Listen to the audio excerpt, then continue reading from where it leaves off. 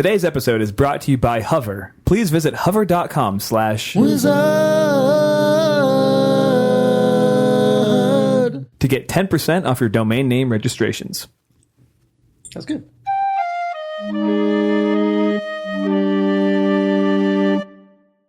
Oh man, somebody made a joke about ghosts the other day and I thought of you.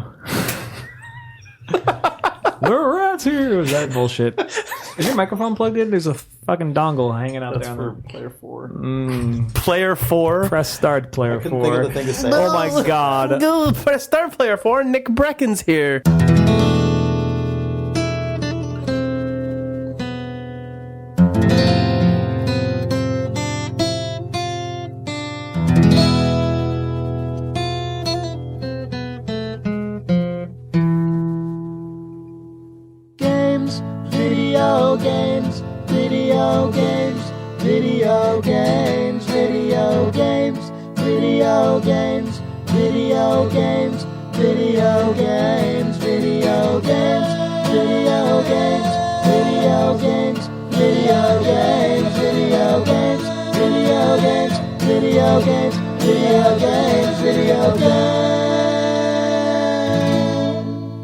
It's January 9th, 2013, and Steambox.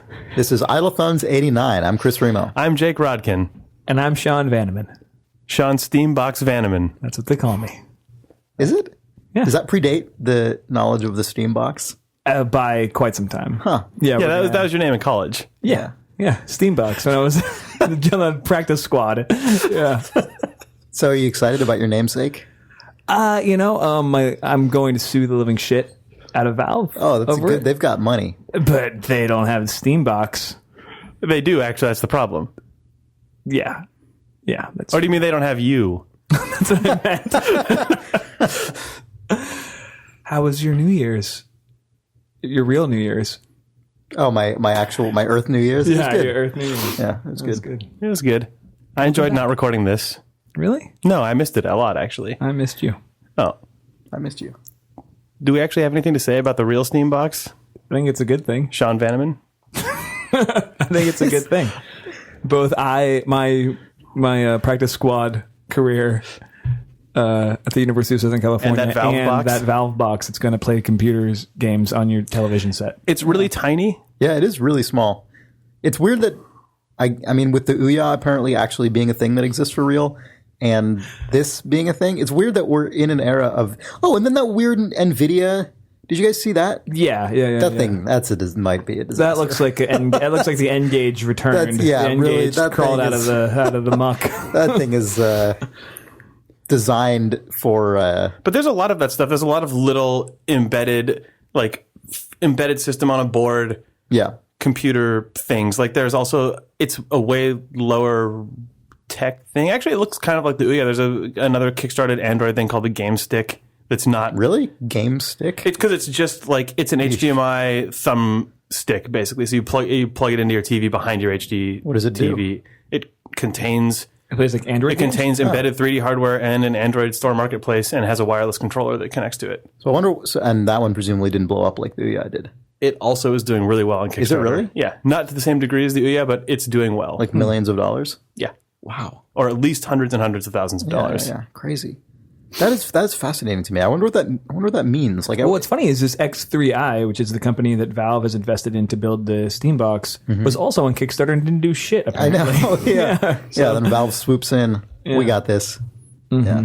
I mean, I'm excited about it. Yeah. I'm way more excited about that than I am any of these weird Android things. I mean, I guess that stuff's fine. Like, I don't know. That doesn't really. I don't really experience. I don't play any games in that marketplace. I don't really know anything about it. So it's like maybe I should be excited about it, and I haven't been converted yet. Yeah, but the thing that I'm stoked about is that all my console friends who just won't get into the PC game are going to be able to play Steam games on their TV, and we can co-op and do all the fun things that I like to do. Play Dota. I'm really curious about the performance of it. Like, do you guys know anything about the Xi3 system? I mean, I guess we could look it up. Yeah, because I know. The only thing that I saw was... they're a micro PC company, though. Yeah, but like Arthur Geis of Polygon pointed out that it draws 40 watts of power, which is 1/10 what a desktop PC draws. Yeah. Which I guess is understandable if everything in it is tiny and solid state and stuff. But like that, what graphics hardware exists that only draws that little amount of power? I guess it's an interesting. It looks like one. I mean, that's not what the thing is going to look like, but their prototypes that they have on the floor. They've said actually that the prototype enclosure that all the photos are of is at least very close. Yeah, it looks like it's just a giant, like a square heatsink almost. They say it's about the size of a grapefruit. Yeah. Crazy. It's weird. Yeah, I don't know. I think it's really exciting because I think the Steam marketplace is a really like. I think Steam's probably clearly my favorite marketplace to buy games, and. Like, I bought my sister the Valve Complete Pack for her birthday over the holidays. Oh, cool. And she's just sort of getting into Steam. She doesn't have she uses her boyfriend's PC. And I'm hoping that there's, like, little gateway things like that. Right, yeah. Yeah. Because I think she's the perfect person to where would want, a console in the living room that had access to those games and to that community. Because the community is also really good. I don't know. On Steam? Yeah, I really like my friends list. Got a bunch of people on there who are always down to play a game. Yep.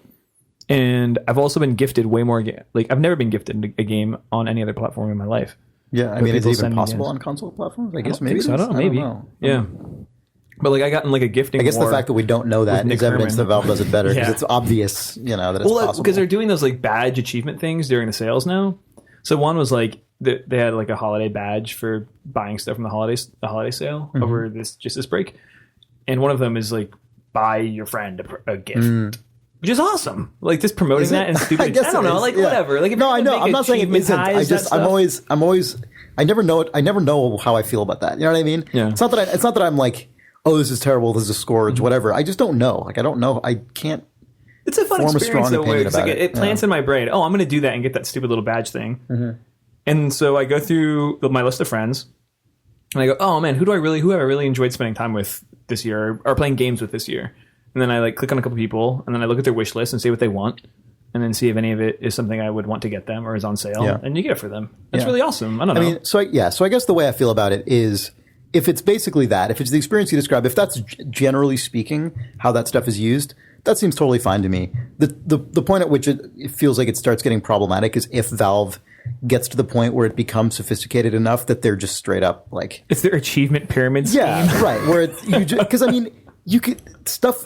There are games that work that way, right? Like there are free to play games that are essentially like that. Oh, get 5 friends to sign up. Yeah, you just get into the like certain people who are susceptible, who are like particularly for whatever reason susceptible to that kind of thing, will just throw all of their money away into this like bottomless well of and like Steam is certainly a platform where you can buy way more stuff than you could ever possibly play, like reasonably. So I mean, I don't mean to suggest that this is actually a problem right now. It's just like that's always what goes through my brain, like in the hypothetical when I see stuff like that. But like just as a way to make people aware that those things exist, it's actually probably good. Yeah, because I mean the fact that I don't even know if you can do that stuff on Xbox Live or not is probably not great.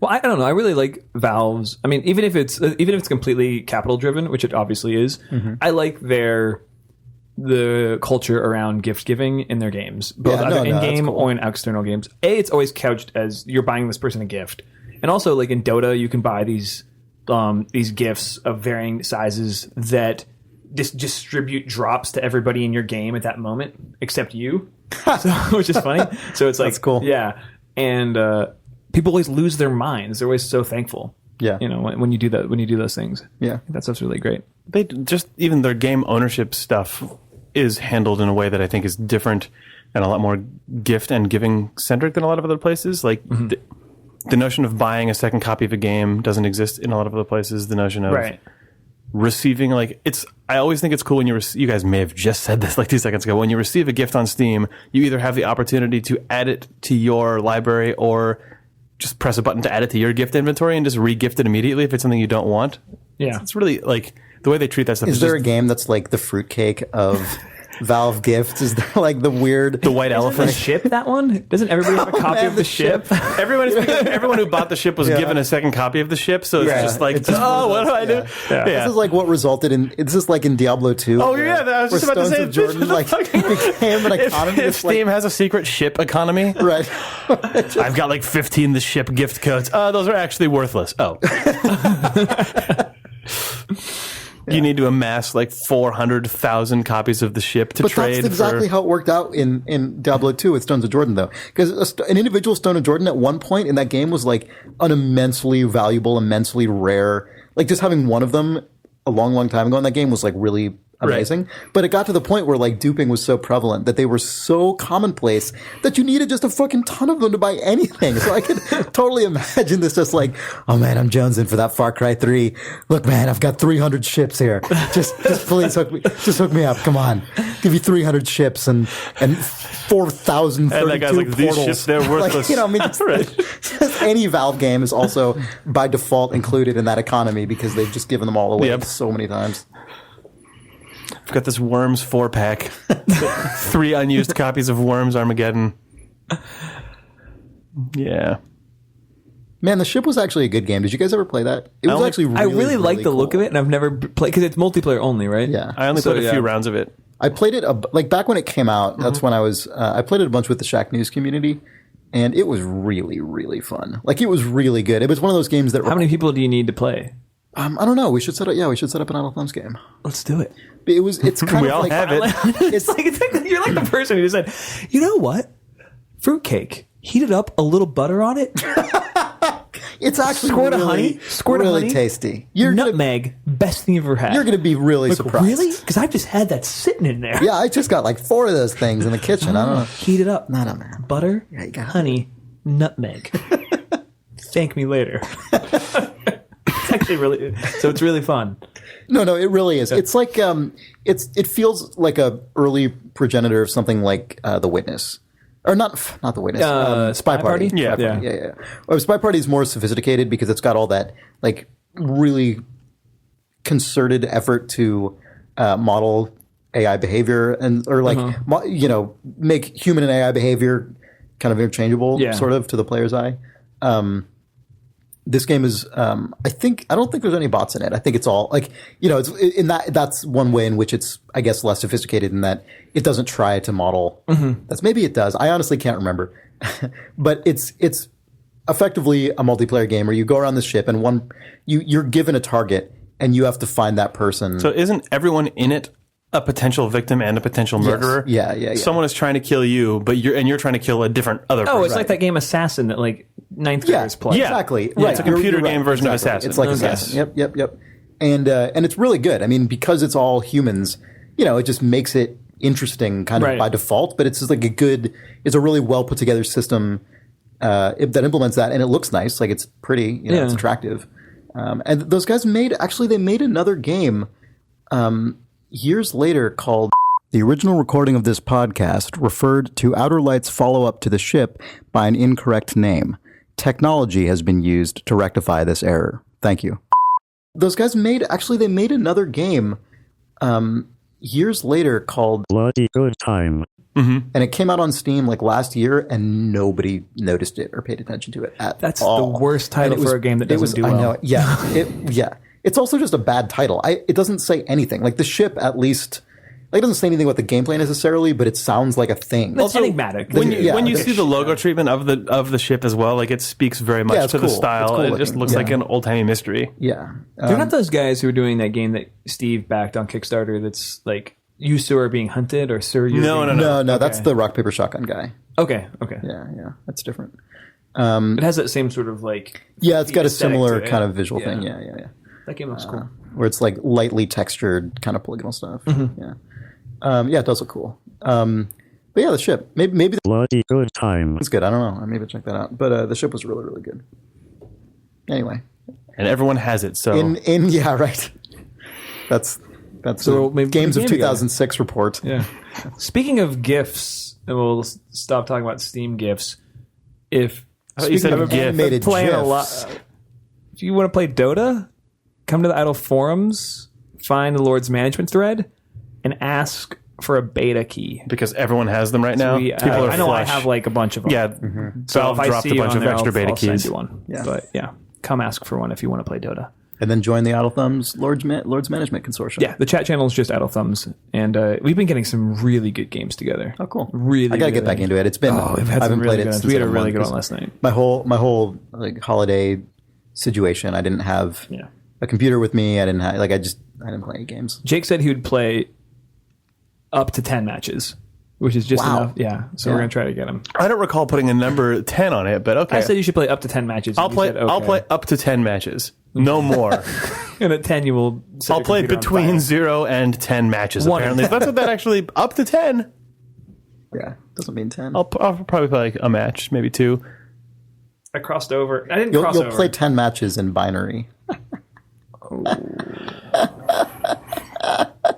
Jokes. Anyway, what have you been playing, Sean? Oh, God. I crossed over into... Fuck you. I had a good moment in Far Cry 3. Oh, nice.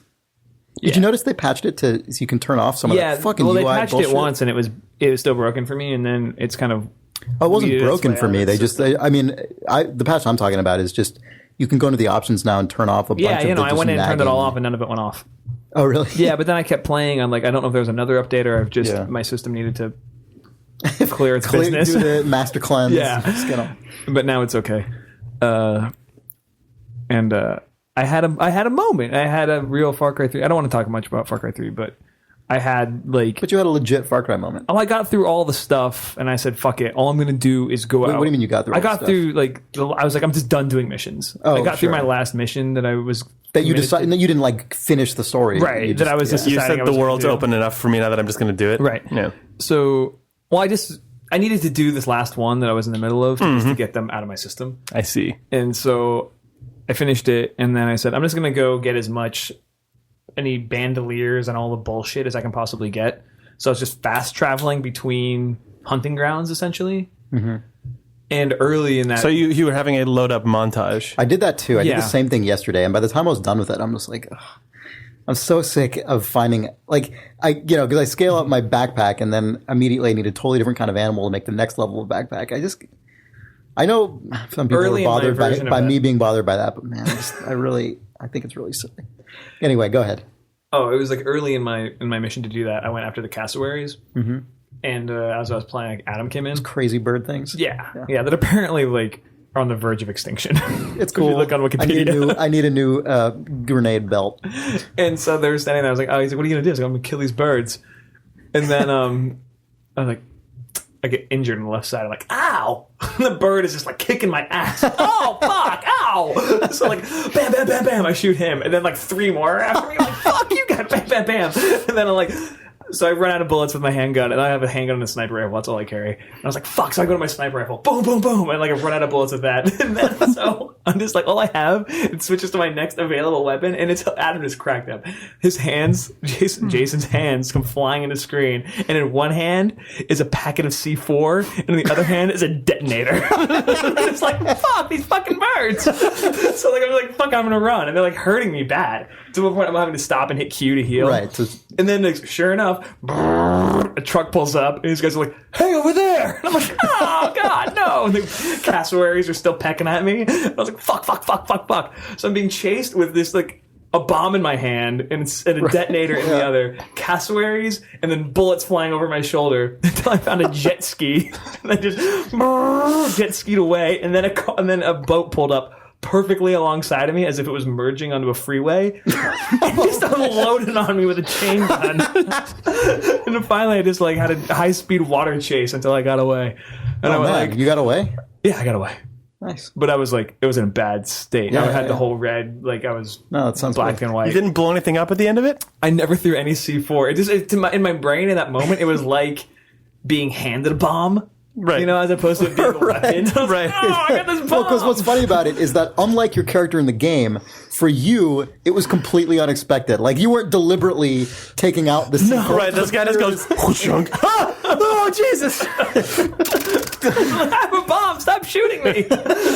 God. And then I stopped, and Adam was like, that was fucking great. You're going to love this. And he goes, man, this is way better than Far Cry 2. I was like, you know what, Adam? I think you're right. Yeah. Because then later, we were talking about in the hallway. We were like, later that night. Were you home? Yeah. We were talking like, that game is way better than Far Cry 2. That game is stupid. He's like, there was a fucking hand glitter in Far Cry 3. And he goes, dude, there's a hang glider in Far Cry 2. Like, that was stupid. That was his entire assessment. Yeah. So there you go. Yeah. But now that I went, so that brought me back in. Sure. Right? Yeah, that moment. No, totally. All right. Now we're talking. Yeah. Boom. Yeah. Go back to play. You play. Refuses to connect. So I can't play the fucking game now that I'm like. Sweet. Yeah. Oh well. Yeah. But you gave it a little more time. I did. We don't. It didn't change my opinion very much. Yeah, I did have a pretty good experience where I mean it's a like baby version of yours, but you know I got it was a baby instead of it was a native baby instead of C4. Where Chris was holding a baby in his hand on a jet ski. oh god. Dennis's like, But Chris actually threw the baby at the guys in the boat. The baby was cool. It was fine. It had a hang glider. Unlike Far Cry 2 babies. Did you guys play Far Cry 2 babies for the Game Boy Color? You could print out on the Game Boy printer every time you killed somebody. It was like death, and that little sticker, and you could put it on your Far Cry 2 babies collector sticker book. Yeah, get those Far Cry 2 babies shrinky dinks. Yeah, they were really good. Yeah, that sounds pretty good. Yeah. I remember when God, those guys were and you could use like little pins to like make them voodoo dolls. What? Yeah. No, that's too much. Oh, okay. That's not in Far Cry 2 babies. It's Far Cry 3 babies, probably. The entrance of voodoo. Ugh. Sorry, you had a moment. Oh, I mean, it was just a baby. It was a classic kind of Far Cry-ish moment where I was like, I had just left a village, and I was leaving to go find some. I think it was like wild boars to build my or pigs maybe. I don't know. It was whatever I needed to build my wallet. Some animal skin. Yeah, and the heart of a boar. Yeah, and I go out there and I leave and I'm like 100 yards away or whatever, and I find a car, so I'm like, all right, great. So I get in the car, and then immediately after I get in the car, a bunch of guys are like, hey, there he is, and I'm like, oh god, and I immediately just like drive over a ravine, like, and just tumble down this thing, and I'm like, oh god, oh god, oh god, and I jump out of the car, and then a Komodo dragon starts running after me. I can't even remember, but it was just like, there was no punchline to it, right? There's no goofy thing, but it was one of those just like 20 seconds. It was the whole thing was like 20 seconds long. Just like, oh god, and it was just like, all right, okay, yeah, this is legit. You did like, it. This is fine. Although I love that all the Far Cry 3 stories are way more hilarious because it is then a Komodo dragon chased me, then I fell in the water and I killed a shark. Yeah. No, it is the most unbalanced ecosystem on the planet. Those versions of the stories are far more hilarious to me because it just makes all the Far Cry 3 playthrough stories sound like it is like a Sci-Fi Channel movie. I mean, the moment to me that I liked was just the guys noticing me and then me getting startled and I'm driving off a cliff. Like, that was the actual moment that was like for me like the funny thing that made it, of course, like a good experience, because the when you're crossing a bridge or whatever in this game, like driving in first person always sucks, like in every game. I mean, it doesn't suck, but it's like it's not really seamless. Driving in like first person is less horrible when it's a game that puts you in the center of the vehicle. When a game puts you on the driver's side, I'm always fucked. Yeah, that's always true. Fucked because center of the car and center of your 1 point perspective aren't the same. So I always am just like, it always makes me drive weird. It's, But the thing that is always hilarious to me is when games like this don't like help you out in that regard. Like they help you in every way, right? Like they make you incredibly tough. Like you can have auto aim. Yeah, your aim is like it's helped you're out the most a bit. wobbly, weird car you get in a car and like you drive over like a one of those wooden bridges going across a thing, and like I would say 50% of the time I just go right over, like I just slam right through the like 1 foot wooden guardrail on the side and just plunge over the thing. I mean, that's just part of driving in these games, and it cracks me up pretty much every single time. But I know that for some reason, for some people, it's infuriating, and I can totally understand why. It makes me so pissed. I've put so many fucking cars in the ocean. Yeah. In Far Cry 3. There's a whole. That's coral like the reef first being built around first person game that I played that had driving in it was Far Cry 1. That had driving of that style in it. Like I remember seeing it in the Half-Life 2 demo videos, but then Far Cry 1 shipped before Half-Life 2 did, and it was the first time that I had played a game that had the sort of physics-driven cars in sort of, really reactionary world. And I was like, oh, sick, I'm going to get in this car and it's going to be like that Half-Life 2 video. This is going to be and then it was just 3 seconds in, riding up over the fucking log on the side of the road. The car flips over and then I'm just trapped under it. Yeah. Oh. I mean, Crysis is like that too. And that's the next game that those guys, or not the next game, but or I guess it is the next. Yeah, all first-person physics driving is bad. It's the best. Yeah. It fucking cracks me up always. Yeah. Because it's always, especially when you have, because I always keep my sensitivity up really high. Because when I'm shooting, I'm perfectly competent at that. But then you get into a car and that means something totally different. Yep. And then I don't know how they calculate the sensitivity of left and right turning with WAS. Like I don't know. It's always insane. Yeah, it's always totally crazy, but it has to be because the times when you do a hairpin turn, you need that. Otherwise, your car would just blob weirdly. Right. So it's kind of one of those problems that is never really properly solved, and so you're always, I don't know. Yep. That's why Halo goes to third person for vehicles and why it's really nice. Yeah, it's really good. It's so much better. But in a game like you couldn't do it in a weird sort of immersive first person game. I wouldn't want you to pull out like that. But it does make. It makes the driving in Halo way more satisfying than any other first-person shooter driving, by a lot. Yeah. Anyway, Far Cry 3 has cars. Yep. So I'm mixed on it. I'm warming up a bit to it, especially now that I've turned off. Now that I can finally turn off most of those notifications, not all of them, but most of them. Being able to turn those off helped me a lot. I mean, I still have. You don't need to. I stand by everything I said before the break. Oh, I do too. I absolutely do. But. I got my $60 out of it. Yeah, that's awesome. Moment. Yeah, your jet ski bird attack C4. Yeah. Thing. That's solid. Yeah. God, if that had ended with you blowing yourself up, I would have been the happiest person in the world. If you just walked backwards away from those guys and then just detonated yourself, or leapt off a cliff and then blew yourself up halfway down, I'd be so pleased with all of those situations. Why didn't you do those? I wasn't thinking. Can you plant the C4 on a cassowary, or is that possible? Yeah, is it like your sticky bomb? How does it? Can you huck it and have it go? You just toss it. I don't know. It doesn't stick. I don't think you can stick it to another creature. But I've never tried to stick it. I've never tried to stick it to the guy's car or the boat. I've never used it. I've chucked it once. I don't know. I don't want to lie to you. That is, we talked about that Dishonored, really murderous man playthrough video. Oh yeah, moment where he fucking slides under a table, looks up, and plants the nail bomb underneath the table in the middle of the slide is the craziest fucking thing to me. Yeah. God, did you do that? No, I tried to do that when I was playing the last time I played Dishonored. Oh, really? It was a fucking disaster. I just ended up just getting hit in the face with nails. Oh, that guy made it look so easy and it was so cool. That guy's really good at video games. I'm glad that that's the case, right? Because in a video game, video games are so different. You could easily imagine a video game in which that is deliberately a very easy thing to do, right? Like, it's just a matter games of like how that. Did you ever play sticky like Crackdown? Like Crackdown makes I played a really lot of easy Crackdown. to look like a badass. It's true. You jump you get and auto aim like crazy. Yeah, I actually played a lot of Crackdown. Me too. But I played like 40 hours. Crackdown for me was just the game where I run around the city collecting orbs. That was so fun. Finding all those orbs really was so fun. Crackdown quest for the orbs. People over. He found the 300th orb, and before he collected it, he had a party and had everybody come over to watch him scoop it up.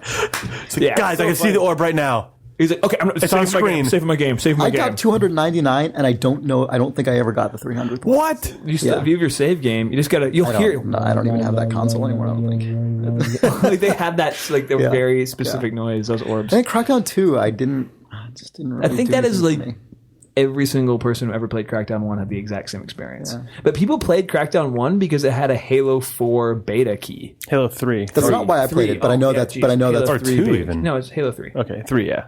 Halo 3 beta key, yeah. They hooked a lot of people on it. I had a pre-release copy because I was press at the time. So no, I just mean of course. I did legitimately play it because everybody in my circle was like, "Oh, I'm going to go buy the Halo 3 beta key today." And then it was like, and then they're like, it came with a game that's really good. Yeah, oops, I guess I'm playing this all the time. Yeah. I forgot about Crackdown. Man, this is just 2006 games. Yeah, the ship, Crackdown. Yeah. Far Cry 1. I started playing Borderlands 2. Really? Yeah. What caused you to do that? Somebody gave it to me. Oh, there you go. And through a Steam gift or Yeah, a guy at the office had a key. Mm-hmm. And yeah. What do you think? I don't know. I mean, have you played any Borderlands of any kind besides so when my ex-girlfriend and I broke up, we were really broken. Like 6 months after we were broken up, we started playing Borderlands 1 together, co-op on Xbox. And that's kind of how we became friends again. Mm-hmm. It was weird, so I didn't feel like I should. You didn't properly interpret. Well, it was like I couldn't internalize any of my feelings about the game because there was all this other shit going on as well. Yeah, and like she was power leveling me, which I think was also a glimpse into aspects of that relationship. Sure, maybe. And so there's a lot. Sorry, there's a lot of things going on in that at that time in my life. But I haven't played. I want to play co-op. Jake has the code. You have a game. You have the game. I want to play co-op. I have the game as well. I'll play co-op with you guys. That'd be awesome. I would like to play co-op because it is like first-person Diablo if it was in a casino. Is it different? I don't know how to describe it. Like the colors and sort of it's amazing. Like every single gameplay system, from the amount how often you get new weapons to how you can collect quests and queue them up, how you upgrade your guy. Every single thing, you unlock skins for new shit that I don't even know about yet. Every single thing in the game. Every single gameplay system feels 100% optimized to tingle the pleasure senses of human behavior. Right, yeah. Like a Zynga game. Mm-hmm. But it's not a Zynga game. Like we bought the game, which is great. Like that's actually wonderful. And that is so impressive to me. That is a level of craftsmanship in a video game that I am not aware of because we make games that are the opposite of that. Right. That aren't like I think could learn a lot from games like that. But I mean, I don't know. Like, well, it's funny. There's an easy criticism, which is like there are some moments in the game. Like there are some moments. Like I was listening to an audio diary. And there's like a 3-parter. One is like this guy. This guy talking to this woman. 2? Yeah, Borderlands 2. Guy's talking to this woman. This guy's like his name's Handsome Jack. He's like I think the main villain of the whole thing. And he's talking to this woman. And the second one, he's talking to this woman. He kills her. And the third one, he and his like cohort like just murder the bystanders who have seen them kill this woman. And the audio hit a zone of panic and just sort of violence that made me really uncomfortable. And that shit is pushed very knowingly in the game. Right. Like that, like the desensitization of violence, the knowing desensitization of violence is part of the milieu of the game. And I don't know how I feel about that because it's easy to just say, oh, it's the worst. I hate it. It's the worst. But then you sort of say, okay, look, if this is smart people are making this who know what they're doing when it comes to the employment of this aesthetic, does that mean something? And I don't know if it's any better. But you know what I mean? It's kind of like I went into a camp and just went fucking ape shit. It was great. And Claptrap, the little like garbage can who follows you around at times, comes in. He's like, oh my God, how could you do this? Look at what you did. These people have families. They have friends and love. I'm just kidding. Good job. And I was like, that's fucking dark. Like there's a level of darkness to it that I can't rectify, but I'm going to keep playing it for a while. Yeah. Yeah. It's I don't know how I feel about that stuff either. It's one of those things, right? And I feel this way about a lot of games. And we were talking about this before the break, but like, it's a level of macabre and a level of dark that I think I would have a much healthier palate for if games were more robust. No, I know exactly. It's like you know, like like Django Unchained, right? Like is a hyper violent film, or Inglourious Basterds. Like holy fuck that movie. Yeah. Like, oh God. But it exists on a huge spectrum. Right. Yeah. Like, with like the Lady Eve. That's a movie like, oh, it's that really, really violent movie. You know what I mean? It's not. Yeah, and I think we talked about this maybe already on the podcast. Yeah, I'm sure we have. But yeah, I know what you mean in game where I feel like the kind of knowing, like winking version of just casual, atrocious violence in games, like the version of it that's self-aware, like how you're describing, is the self-awareness is really, it's perverted for me by the fact that every game, like so many games, I like games in the like AAA core sphere are just so much like that all the time that like at that point I don't know how much difference there is between the one that knows it's doing that and the one that does it just out of I think by rote. Like, you know what I mean? It's like getting the maple bacon donut with the bacon syrup in the middle in a world where you can't get anything else that has anything without bacon in it. Like you couldn't get a fig without bacon around it. You know, I don't know. Do you guys? Well,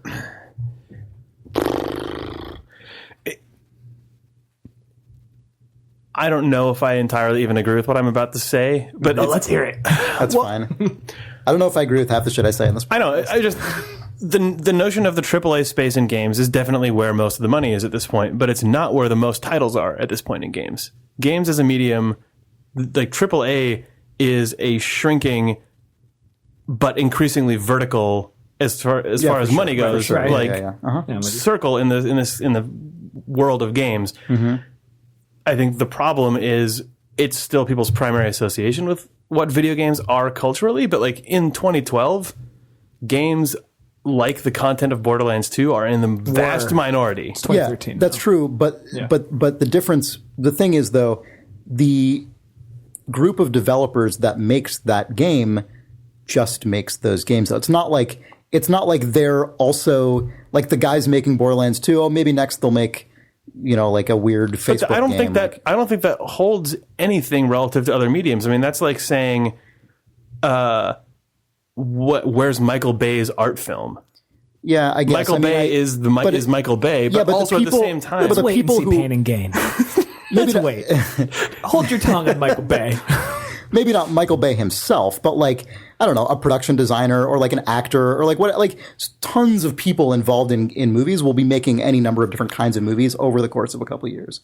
I feel like in games, there's like this very conscious separation between these are ones that cost $60 and cost $10 to $50 million. I also think that line is blurring though. Like there are definitely like creative directors and publishers and development studios that would make a very single style of game, and that's the equivalent of a Jerry Bruckheimer producer or a Michael Bay director, but most games that it seems like most notable indie games at this point, or a huge ton of notable indie games and like mid-scale indie games, are from people who've moved out of the AAA space into that space. Yeah, sure, but that's when you say moved out of that space. I think that is a thing that is like in itself pretty telling, right? I feel like there is a much more distinct notion of like those spaces that you move out of or into. Whereas I mean, it's like the movie. I mean, obviously there are really small indie films that don't really get much distribution, but for the most part, like mid to large movies, they all play in the same big metroplexes, like or multiplexes. They all like go on iTunes together. They all like all the places that they're distributed. They're all sharing. I think you could argue that about Bastion and Journey and like Fez. Though this year, Mark of the Ninja. Yeah, I mean, those are all mid-scale games that are all over every place other than GameStop. Yeah, I mean, my argument is going to be less distribution. My argument isn't specifically sort of distribution. It's just that Lincoln was still like $150 million movie. Well, Lincoln's, I mean, I wouldn't call that a small movie. No, that's what I'm saying. Is that there's, I mean, a AAA game is to what in film? Like a blockbuster. Sure. Like, but that's not really quite fair because Lincoln's not a blockbuster, but it's a very expensive film. I think it is a blockbuster if it's really successful, though, right? I mean, a blockbuster is defined by being a huge success. Yeah, I mean, it's also can be marketed as a blockbuster. It can be marketed as a wide release, I guess. Wide release is what you would say. So a wide release film, I think, has a broader... Yeah, that's fair. That's a wide release film has a broader creative breadth than what would be a wide release or like i.e. AAA. Because when people try to do that in games, like there's been, I guess the stuff that games that have sort of tried to have been that are like L.A. Noire or Heavy Rain or something. Yeah, and those don't really. I mean, and it feels like those games are. I mean, I know Heavy Rain was financially successful. You know. Sure. I mean, it felt like an outlier. Yeah, right? Like there's no one's rushing. I mean, it would just be nice. It'd be easier to. I guess my thesis is. It'd be easier to digest the parts of Borderlands that make me uncomfortable if I felt like the breadth of AAA games was not so narrow. No, I agree entirely. Yeah, I mean, I think it's easier for people who have been inside of games since the games that are AAA were the majority of games. It's easier for us to keep casting a stink eye at that circle as it gets smaller and smaller, and it's just worth being aware of what 2013 and 2014 are going to look like. I mean, I'm still an optimist. Right. You can focus a shitload of hate on that when everything else is expanding out around it. No, I don't think it's a matter of hate. I think the point Sean's making is still completely valid. Yeah, it's not a matter of like dumping on things. Right. It's just saying games that are like Borderlands 2, like games that play the way Borderlands 2 is, not just in terms of firing a gun, but even just being in a well-realized 3D world where you run around. Like, yes. I mean, you can't deny that there's a kind of game we're talking about, right? Yeah, like, of course. And you can very much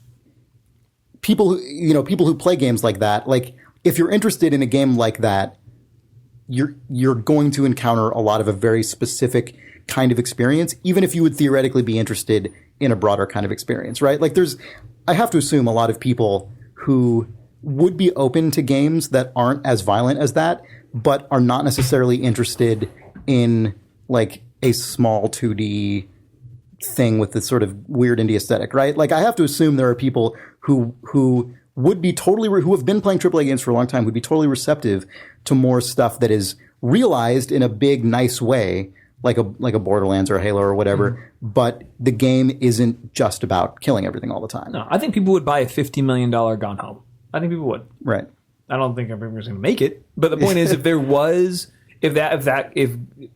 those are part of them, it's totally not Borderlands' fault. They made one game. No, I know you can't ever indict just one game for. And also, it's not even an indictment of the causing the landscape. It's like it's not.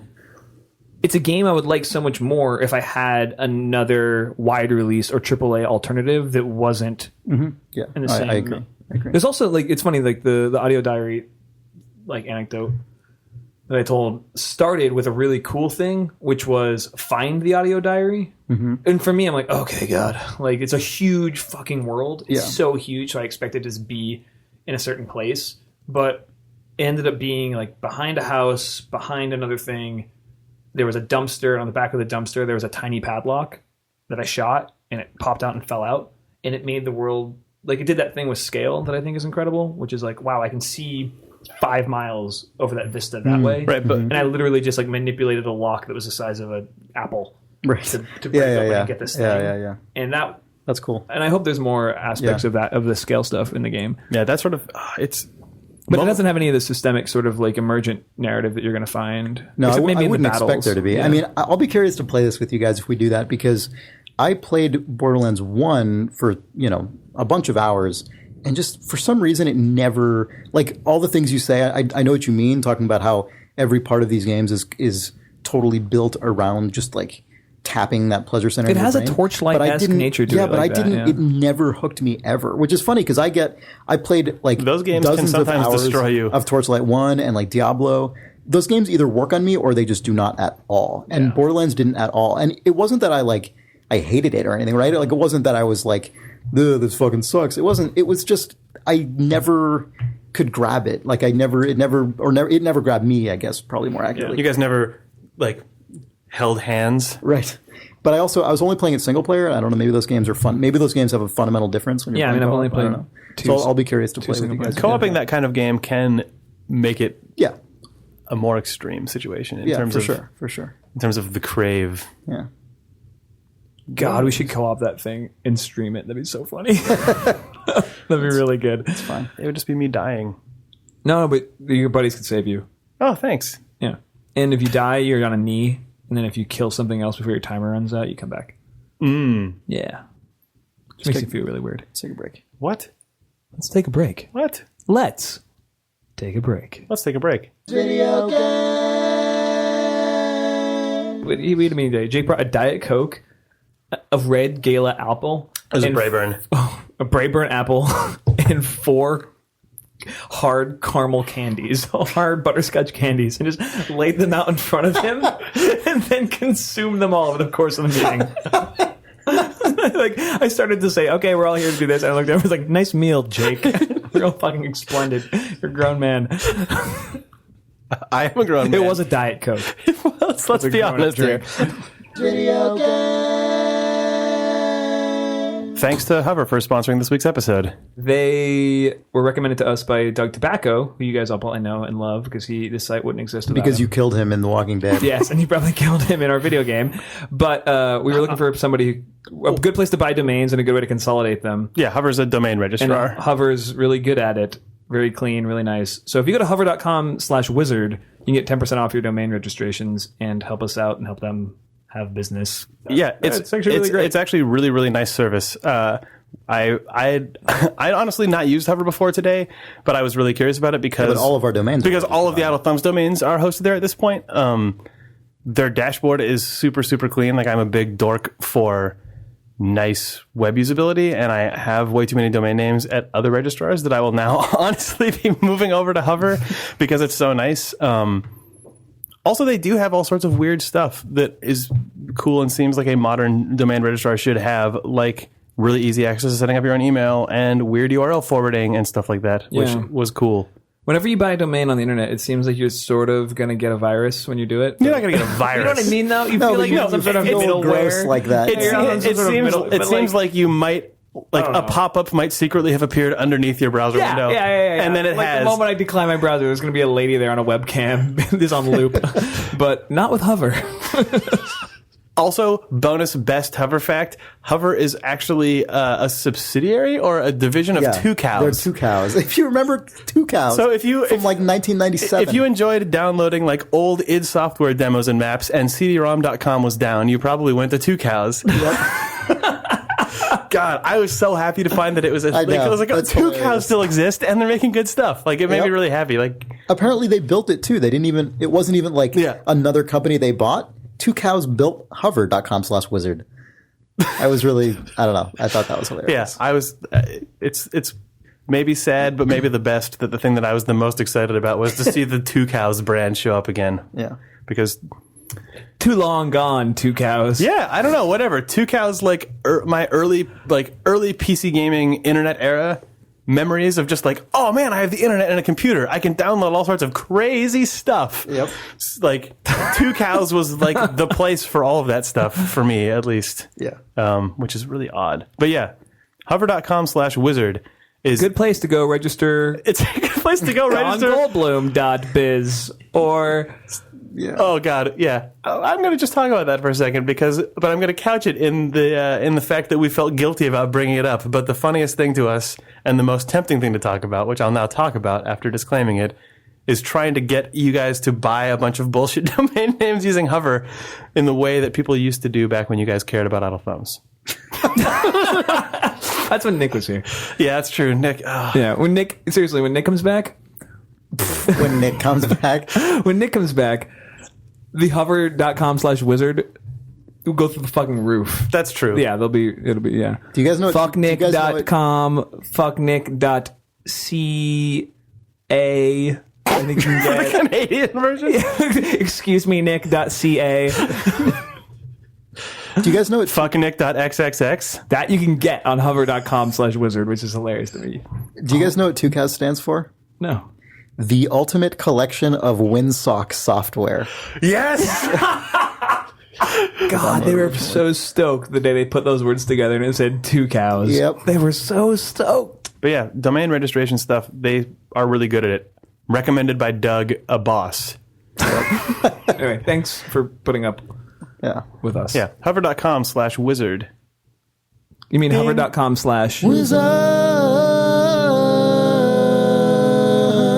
When the UK wakes up and hears that the Steam box is called the Piston, there's just going to be jokes. There's just going to be a dick. Is that just what is pissed that? on. Oh, That's it.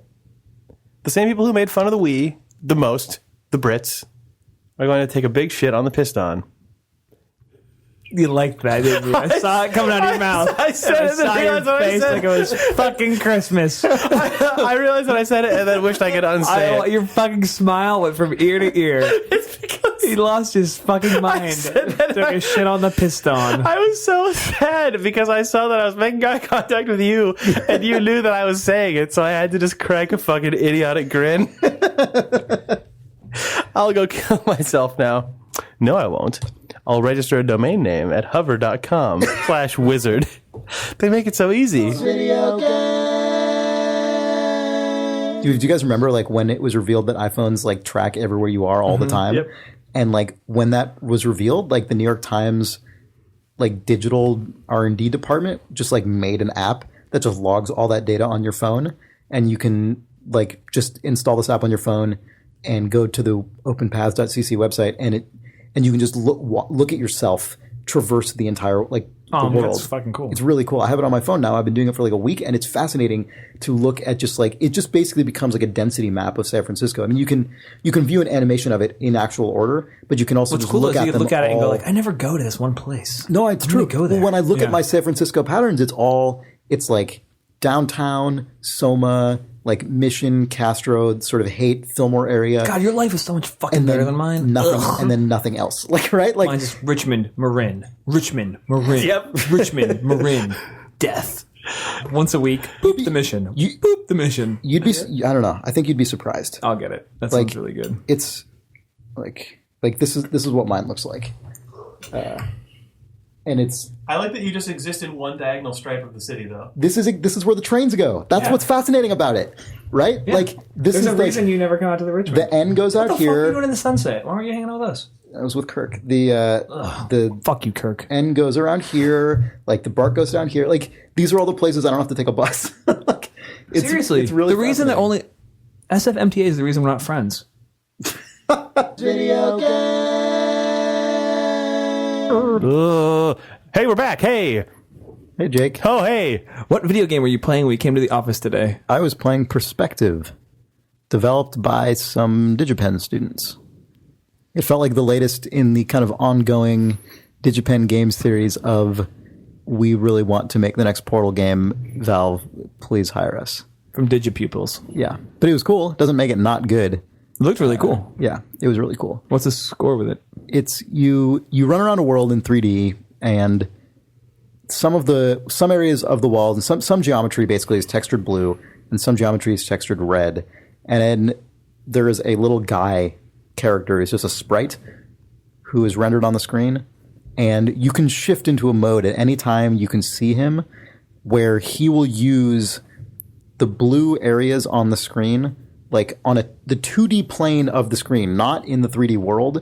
He will use those blue areas as like platforming game surface.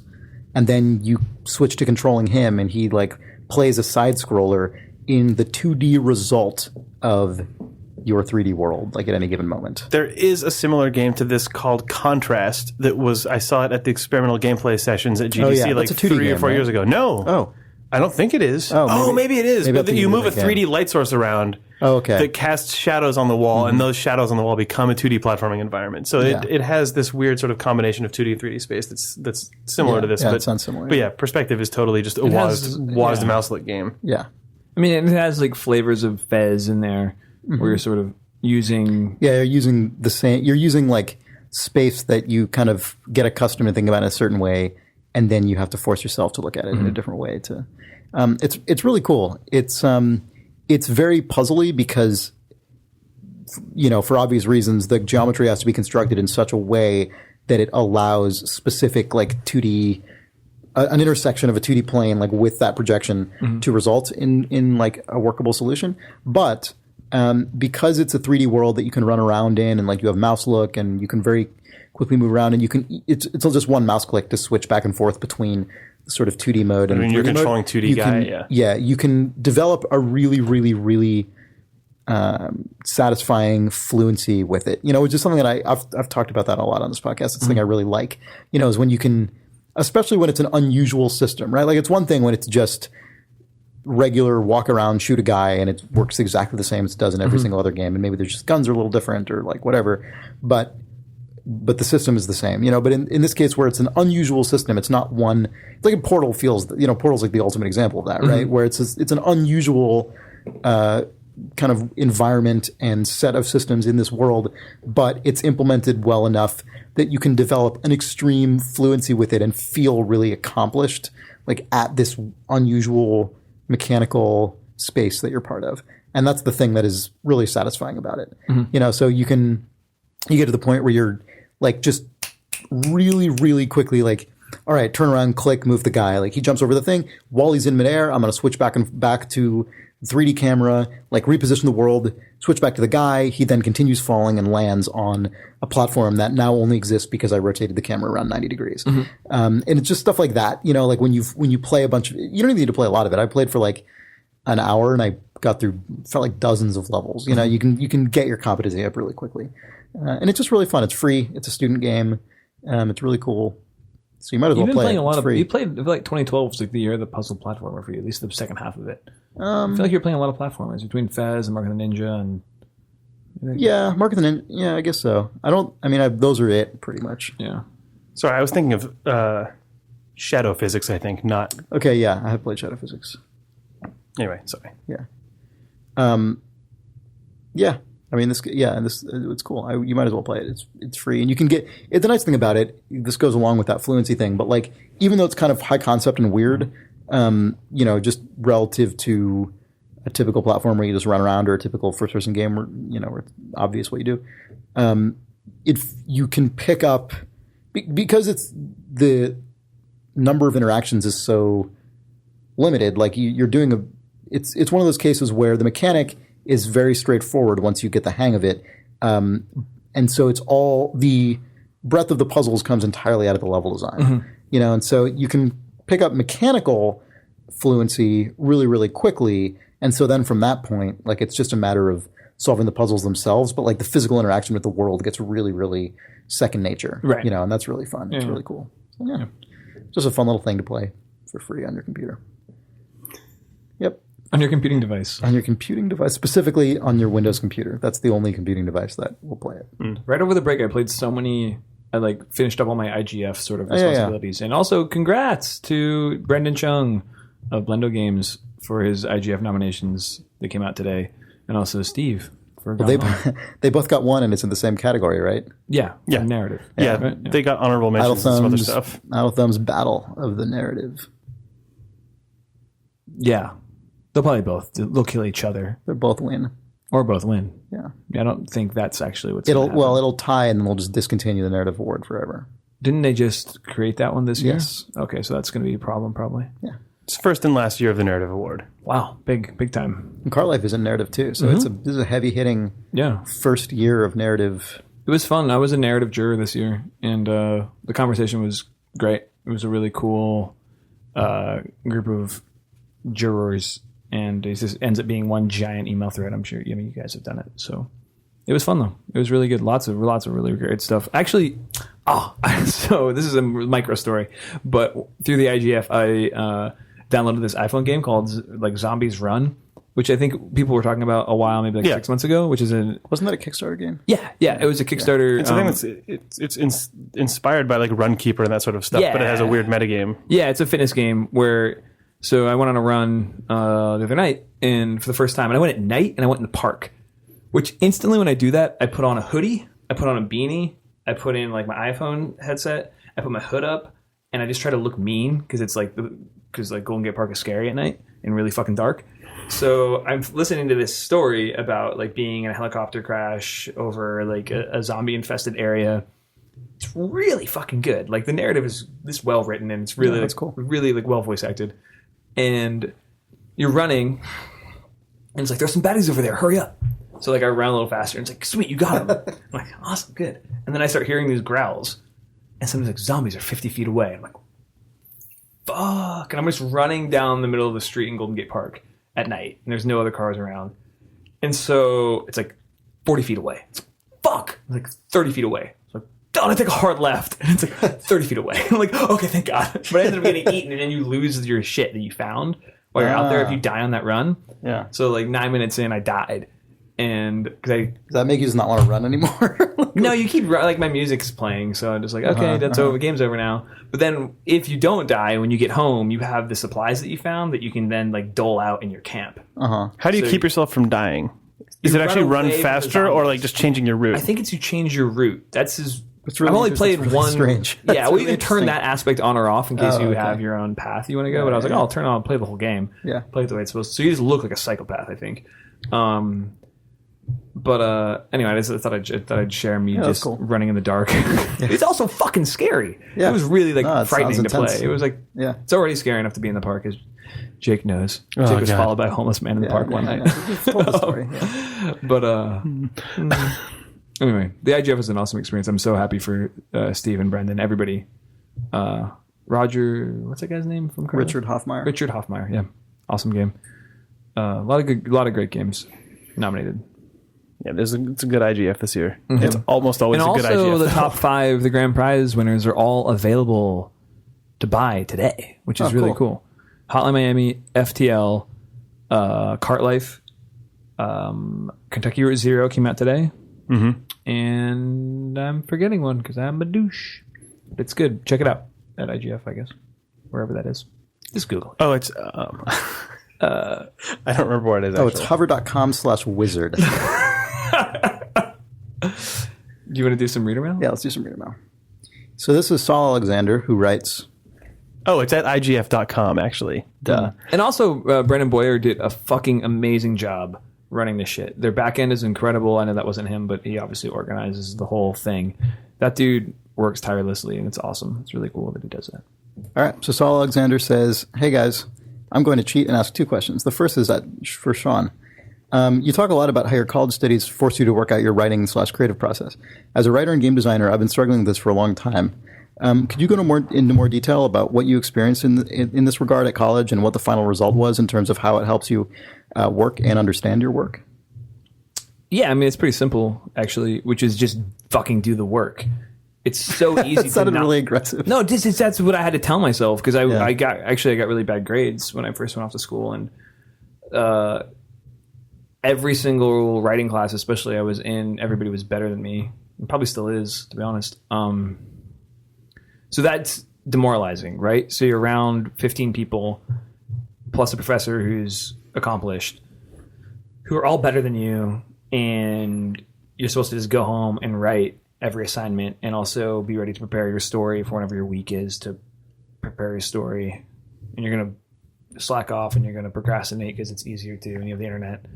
But it was just the process of treat it like a job, treat it like going to the gym, and just know that you're going to be bad at it. Know that there's always going to be somebody better than you at it, but don't let that stop you from doing it. And eventually, if you don't, if you just get in that mantra where you don't care as much, you produce work. And I think that's it. You spend a lot of time early on in your career not making stuff because it's not good, but that's poisonous. So you can't do that.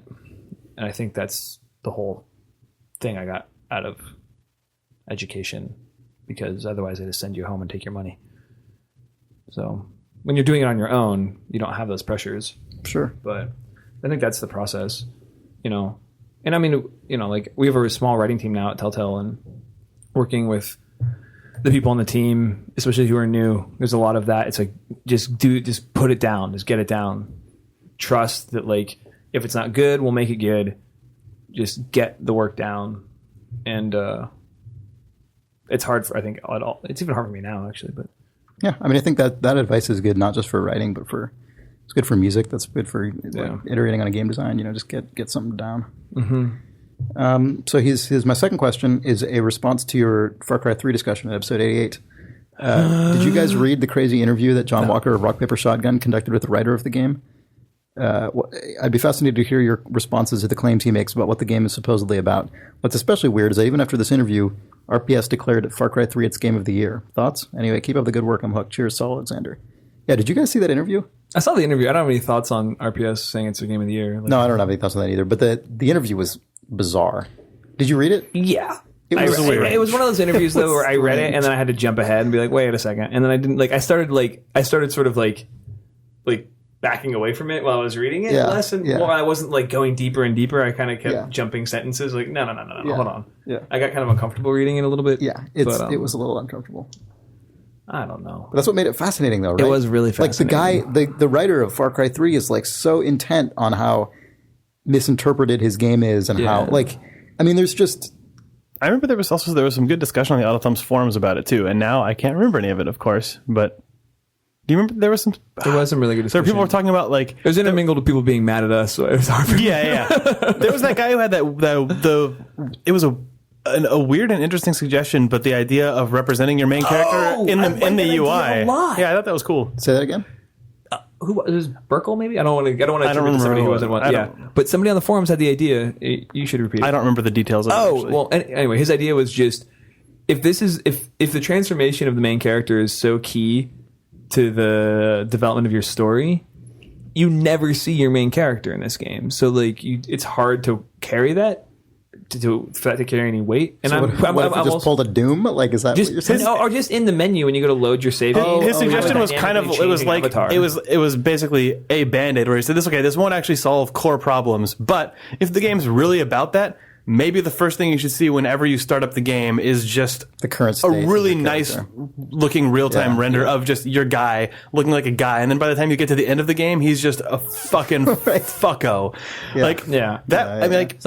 Why not? I think it's a really fucking good idea. Yeah. Borderlands 2 actually does that. You see all the guns and gear you've acquired, or like World of Warcraft does that. Like it's that's my level. I mean, World of Warcraft's a little different different because you see that in the game 100% of the time. Right, that's true. Unless you play in first person, which everybody does. Yeah. But I mean, I don't know. I thought that was a really just sort of at least like it's an idea that is in service of what this guy wants his game to be about. Yeah. And I think what the game ostensibly tries to be about. I thought that was a great suggestion on the forums. Yeah. Yeah. But man, I don't know. God. So the reason I don't know, the thing that to me was interesting about the rock paper shotgun interview with the guy. So at one point the interviewer says, "Do you think there's?" So the interview is being the interviewee, the writer of the game, is being so insistent that no, my game is actually a satire about these things. It's not like et cetera, et cetera, et cetera. And the interviewer says, "Do you think there's a danger of having your cake and eating it? You say you're deliberately being a hokum story, you're deliberately evoking lazy stereotypes, but at the same time, aren't you just evoking lazy stereotypes?" And the guy's like, "Yeah, that's the point. Like, blah, blah, blah, blah, blah." And like, he goes on and he goes, and that, it reminds me of what we were talking about earlier with Borderlands, where it's like, yeah, when you're doing these things, but you're in the context of the rest of the industry, the whole rest of the games that you're most similar to, right? Just doing that stuff. How are you? You're kind of just also doing that. Exactly. Yeah. You know, and I don't know. It was the thing that was interesting about Far Cry 2 is how, like, and I think actually Spec Ops, or Far Cry 3, I'm sorry. I think Spec Ops, there were similar kind of interviews. That game's a little bit different because I think that game was a little more upfront about what it was trying to do than Far Cry 3. Far Cry 3, I don't really see what this guy's going for, to be honest. But it's like the writers of both of those games were both out in the press, like for weeks after those games came out, being like, "No, you just don't get it." And I feel like once you've made satire that people have such consistent problems identifying as satire, you're maybe not doing satire correctly. You know. Yeah, I mean? You can't. I think it's more true of Far Cry 3 than Spec Ops. A lot of people played Far Cry 3, and a lot of people are still playing it and going to keep buying that game. That game is sold incredibly well, so you can't blame the masses. Like, people just don't get it. Like, out of that subset of 3 million people who have played the game, I'm sure there's some PhDs in there.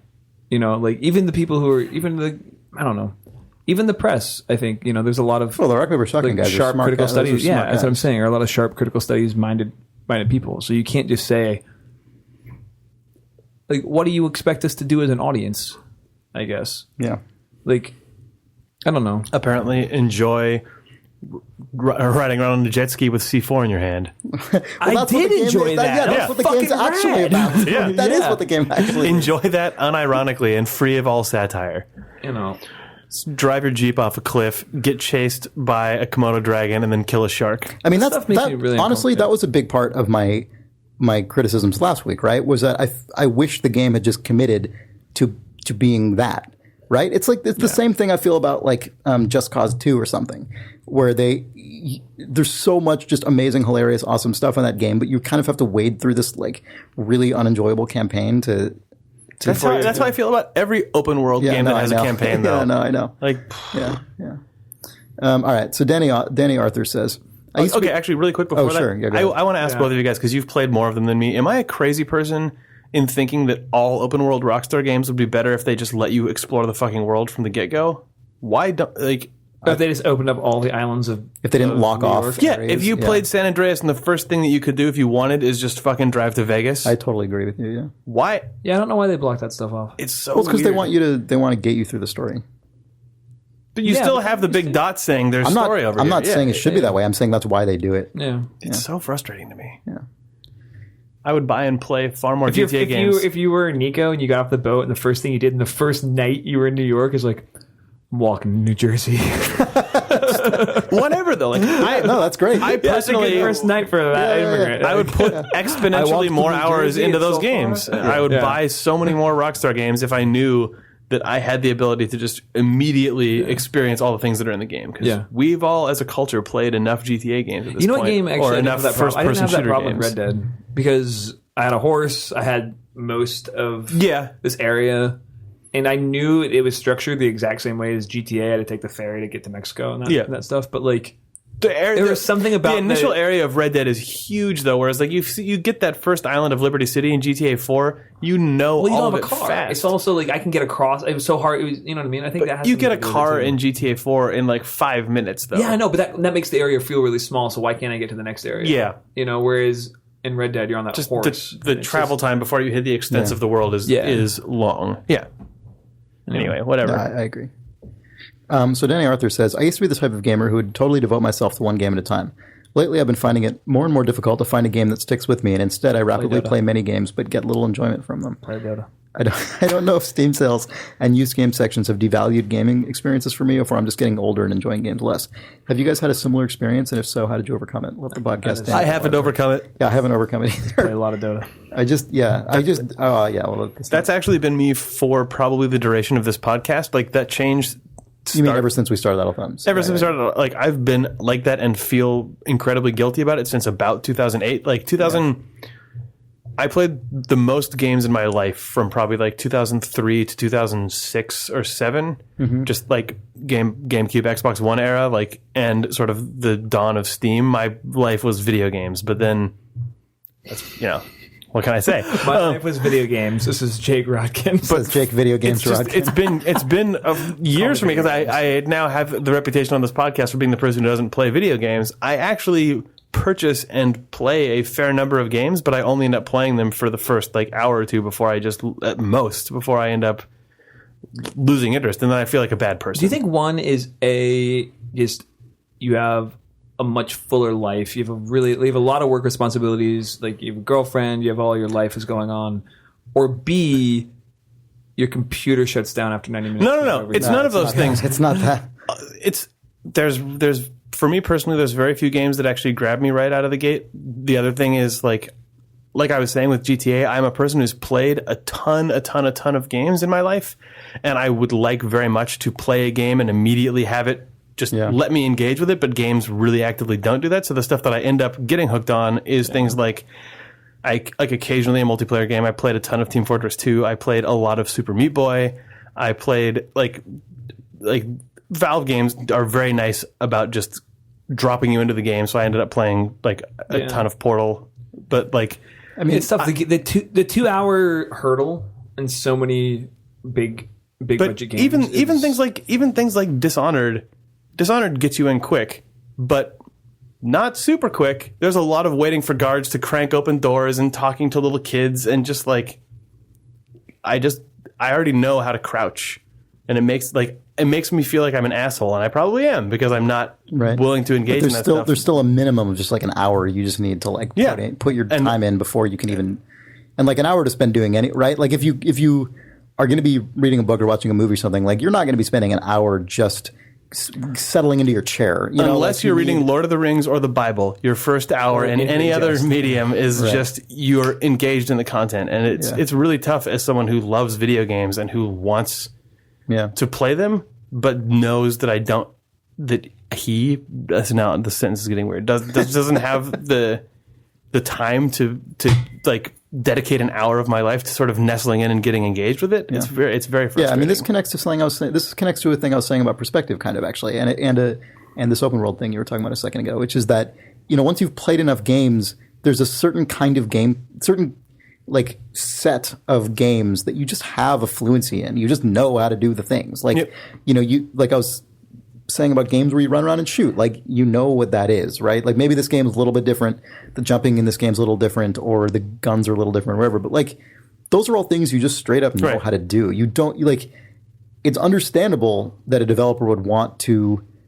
You can't assume. I mean, the only reason you know how to do that is because you learned how to do them one time. So the game, I think, theoretically has to cater to those people as well. But an example of this that is good is the first BioShock game. That game had major mass appeal, but BioShock I completed, and I think part of that is you're in a plane wreck, but the very first thing you do after that is press W to swim. You have, like, narratively, you have no desire to have any other agency at that point other than just explore. Right. You see a crazy sick thing, you get in an elevator, you pick up a weapon, you inject yourself with a thing that I've now just forgotten the name of it. Plasmid. A plasmid, Jesus. And you're off to the races, like, fast. Yeah, that game, that's true. That's a really that good game point. just, boom, you're in. Every core system explained in 3 minutes, and you're in that game. Like, that's hardcore. No, you're right. That's totally true. Another thing about BioShock is just that, I mean, that pacing stuff you described is you're totally right. But there's also just the world and early suggestion of narrative is actually interesting. You know, whereas if you're going to play a game where even a shooter that does get right into it pretty early on, like, if you already know everything there is to know about the shooting mechanics, which, let's face it, you do if you've played shooters before, and there's nothing particularly interesting about the setting or story, and let's face it, that's going to be the case in almost every shooter you play. Yeah. Like, what is even the point? You know, like, it just, you start it and you're like, I don't even know why I'm doing this. BioShock holds your hand on neither front. The game starts in media res with this crazy thing, fucking plane crash, that tower, the big fucking Andrew Ryan statue inside of the thing, and then the next thing you do is start actually using the mechanics. Yeah. Well, and I think you can do that there's in a way. There's also a lot of explicit narrative. I mean, not a lot, but like that bathysphere ride. No, there's a lot. There's there's a lot. But like, you're reveling in it because it's still quick compared to a lot of stuff, though. True. Even in a game that is like, less, it's tight. Yeah. Even in a game that starts in kind of a less assertive way than that, like Half-Life 2, for example, that's a much more subdued opening, but it's still interesting right from the first second. It's also never taking agency away from you, though. And again, it's a situation where the verbs that you want to have... It takes away less agency than BioShock does. It's just, Like, just the player verbs that you want at that moment are the only ones that you're given. Like, the first time, you know, and that guy knocks the thing over and says, pick up that can. You're like, I do want to pick up that can, but before that... And oh man, is E supported at the beginning of Half-Life 2? If you know that it works, can you walk up to characters? I think it does that. Yeah. Are there characters who will say "leave me alone" and stuff like that? Before you've actually had to pick up the can. Like that's all that I ask. I don't have a gun yet, so I don't expect to shoot. But I know that E is a use key because I played Half-Life 1 and every WAS shooter. Yeah, right. Yeah, so you know, like it's stupid, but I think that is a part of it. That plus just I suck and don't play games, but like I totally relate to this guy. Well, part of it is what you say. Part of it's like pacing issues of individual games. And part of it is the broader thing of like when you've played a lot of games, most games honestly don't try very hard, or if they do try very hard, they aren't very good at it, at feeling like a thing that isn't just like all the other ones. You know, like, I mean, it really is hard to play a game in an established genre. Well, that's the second thing that makes me feel guilty and makes me feel like an asshole, because I'll see something about a game that I get excited about and I'm playing it, and the thing that I'm basically asking the game is, show me why you're different. Show me why I should keep playing. Yeah. Please show me. Okay, no, you're telling me how to reload. Like, and then I feel like I'm a butthole because I'm sure there's somewhere inside of this game something interesting and unique, a valuable thing somewhere. But just how deeply buried it is, it depends on. That's also totally subjective. But it makes me feel like a guilty failure. I gotta go, you guys. Quit idle thumbs. Oh, are we gonna bring in Breckon here? Just gonna replace me with Nick Breckon. Yeah. Bye, Jake. I'm back. Nick Brecken's dead. Oh, man. Oh, I thought you were going to come back as Nick Breckon. Oh, hi, guys. I'm Nick Breckon. I mean... Hey, Nick. I'm Nick Breckon wearing Jake's skin. It's the only way I thought I could get back on the podcast. It suits you. Jake's skin. Suits him. This is a good podcast. Weird. What are we talking about? Oh, video games. We're talking about video games. Yeah. All right. So we got a pair of emails from two different people regarding mods. So I'll read them both before we respond, I guess. You mean the 60s cultural... Oh, you mean the composer of many AGS games? Oh, God, Jake. You mean the game The Maw? Yes. Yeah. Sure. All right. So Alasdair says, greetings, Idle Thumbs. I'm interested to know about your opinions and preferences regarding mods. I'm a big fan of aesthetic additions in my game, like Fallout New Vegas mods that add weather effects, extra immersive stuff, restoring cut content, but I don't really get excited for fan-made projects that add new story. I've also used one of the only mods ever released for Far Cry 2 to tweak damage values, enemy AI detection, and respawn values. It evens out pretty much all the issues I had with the game. Do you guys ever use mods? He says, I also tried the ini tweak for Far Cry 3 that completely removes the HUD. Aside from messing up the QTEs and having to mentally count your bullets, it's incredible to see what a lack of clutter does to that game. There are audio and visual cues everywhere that you probably never even notice if you don't have to. If you haven't tried, I recommend you at least check it out. Cool. So there was that, and then there was Dave Agnor, who wrote an email entitled Far Cry 2 Realism Mod greater than symbol Far Cry 3 ? Hello, video games. After hearing your episode about Far Cry 3, I decided to fire up Far Cry 2 again since it's one of my favorite games of all time, and I needed to scratch the emergent grenade rolling downhill itch. Good guy. Is Far Cry 3 really worth the price for hardcore sadists or myself? I don't want to craft wallets or find the correct leather for backpacks. I just want to feel oppressed. I just want to feel oppressed and shit on over and over. Well, good. That's an Idle Thumbs reader. It sure is. I found a mod that addresses many of the incongruities from Far Cry 2 found here. I've actually never tried this mod. I think this must be the same mod the other guy was talking about. I've heard about this. But it's the mod description page on moddb.com says, this mod fixes what Ubisoft left unfixed. Dylan's realism mod. I love that it's few and far between these days, but I'm glad that there still exist things like Dylan's realism mod. Changes Far Cry 2 from an Africa-based sedan and pickup truck simulator into a semi-accurate African conflict simulator. Realistic weapon damage, recoil, realistic ammo loads, weapon reliability have been added, along with a more effective stealth suit and revamped AI weapons. Checkpoint AI have been tweaked. Checkpoint guards now have a 60% chance to chase you instead of 90 to 100%. Militiamen also communicate more frequently in combat and use suppressing fire more often. However, you are also now as vulnerable as the AI. A single burst of rifle fire can kill you, so you're probably going to need that extra ammo and stealth suit. That sounds awesome. Yeah. I want to try that. And someone was talking to me about the Far Cry 3 strip everything mod. UI mod. Yeah, which is funny because it does. Getting out of the building at the beginning with that mod on has to be tough. With the Far Cry 2 mod? Yeah, because you're running basically. Yeah, right after you get the medication and right after the jackal gets mad at you. Yeah. And you have to run out of that firefight in that first town. That's gonna be tough because all you have is a little handgun. Yeah, that's gonna be really hard. Sorry, that's right. Cut you off. No. But yeah, I think it was Kirk who was actually talking to me about the Far Cry 3 one that removes the UI.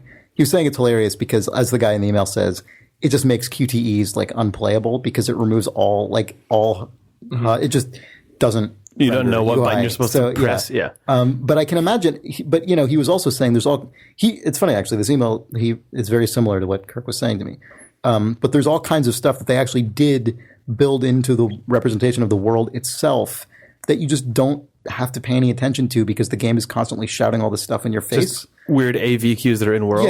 Yeah, and that's a real shame. It sucks that they buried cool parts about their game in this just kind of mess of feedback coming at you constantly.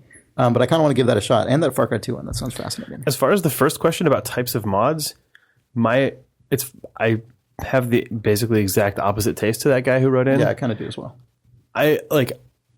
I've in a couple cases tried to load HD mods or weather effect mods or HDR dynamic exposure stuff, all those add-ons that sort of make the game look better. And my experience with it more often than not is that I can see the stuff that the mod added versus the stuff that was the original stuff from the developers so much that it ends up feeling like when Star Wars Special Edition first came out and you could just see the weird CG frog hopping around on top of a bunch of 70s footage that. It makes it really hard for me. But conversely, one of my favorite things in games as a medium continues to be when enthusiastic groups of fans end up making their own content using the same development tools that the developer made. Content mods are my favorite thing still. Really? What are some good ones? But the thing is, I haven't played any of them in a while, which sucks. It was a huge part of my life doing PC gaming, going back to Quake 1 and 2 LANs where all we would do is stack that stuff up. And then in college, I worked on a few Quake mods, but like that's just it's a community that I still think is really cool. I used to play a lot of multiplayer mods. I've never really played like single player content mods ever. The only ones that I really remember, well, there's the Half-Life Minerva stuff was cool. Mm-hmm.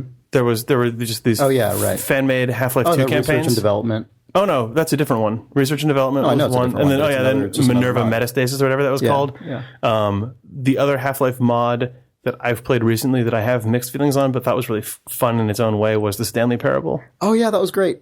Yeah, I guess that is a mod. Yeah, you're right. I guess it is. I think they're re-releasing it as not a mod, but it started off as a Half-Life 2 mod. No, I played the Half-Life 2 mod. Yeah. Anyway, I don't know. I think it's cool that people continue to do that stuff, although it seems like it's. I also do totally agree with you about the visual stuff. I really dislike that. I remember when the Half-Life 2 factory, whatever they're called, those ones were going around. HD up-res pack. I can't stand that. It was tough because it reveals how much work a company like Valve puts into their original textures, and then the HD stuff felt very much like people went to cgtextures.com, bought facsimiles, and then pasted them into the higher res, and you lose some of the painterly details. Yeah, you lose the actual character of the original work, and it replaced music and stuff too, which I found really it's odd. Bummer. The one class of visual mods that I really like, and it really is not applicable to modern games for the most part, but the ones that I always use are like when I'm playing Deus Ex or something, I use mods to patch in just arbitrary resolution support and proper widescreen support, and like scaling the UI down so it's just pixel for pixel and not like scaled up to being 25% of my screen, stuff like that. Stuff that doesn't actually alter the art direction of the game necessarily. It just makes it modernizes it technically. Yeah, exactly. Like more pixels are on the screen, but the models are identical, like stuff like that. Those are the kind of mods I like for older games. I don't really ever use visual mods for newer games. We've probably actually talked about this before, but the thing that I just reminded myself of because I was about to say community-based content modding isn't a thing that really exists in culture of gaming anymore, but then I realized that Valve has completely systemized that with the Steam community, Steam Workshop stuff. Like the Bethesda stuff all just uses that now, which is really cool. Like I remember Civ 5? The people, whoever founded polycount.com must be the proudest motherfuckers in the entire world, because that site has been around as a community of fan modders and fan modelers since Quake 1. But now they're the beating heart of the Team Fortress and Dota and Bethesda. The Steam Workshop modeling community is all just they just had the big polycount contest on Dota where everybody from the community put forth their best new skins for lords in that game, and then they released the top 10, and then also the polycount pack of all 10 I think lords skins is $75 or something like that. Wow. Yeah, it's really expensive. But they're beautiful. It's funny because they also sorry, go ahead. On the blog, on the Dota blog, which is built into the whatever that is, the client for Dota, they did a really fantastic job of breaking down why the art directors at Valve liked each one, what they thought it did well. They gave a really clear critique of each one. It was really great. They really engaged that community in a way that's impressive. It was really cool. It was just a weird mental jump for me just now to think about how. I was going to say that. Well, in my brain I associate that as a dead thing from previous iterations of gaming, but it's literally the same online community has been generating that content since Quake 1 in 1996 or whatever is now it's gone so far that they're able to monetize their work through that stuff, but it's literally the same exact forum. It's crazy to me. It's really cool. Yeah. Video games are cool. Sweet. That's all I wanted to say about video games. Yeah. Well, then I guess we can wrap it up. We all wanted to say about video games. We've said it. It's been said. Cool. The work of Idle Thumbs has been complete. Hope you guys enjoyed listening to this podcast. Thanks for backing our Kickstarter campaign. Yeah. We'll see you next week. See you next week. Yeah, special guest. What? Don't say that. There isn't one. The ghost of Dishonored Christmas Past. Nick Breckon. Dishonored Nick Breckon will be here. Which is really just Kirk Hamilton. Video game. Fuck Nick. No. Feed Nick. No, congrats, Nick. Congrats, Nick. Oh, it's that day. Feed Nick. Feed Nick. Nick Feed Nick Breckon. It's the year of the Steam Bucks. It's 2013. Happy Dishonored Steam Box. Oh my god. Wizard. Happy Dishonored Wizard. Gold. Happy Dishonored Jeff Goldblum joke. Yeah, we should make a GIF if you go like that. Oh, that's true. I think you mean GIF. I don't know what a GIF make a is, but we can make an animated Oh, we GIF. can make an animated GIF. We can make CompuServe graphical interchange format animation. 89A specification. Oh my, kill yourselves. What? GIF 89A is the one that has animation. Just seriously kill yourselves.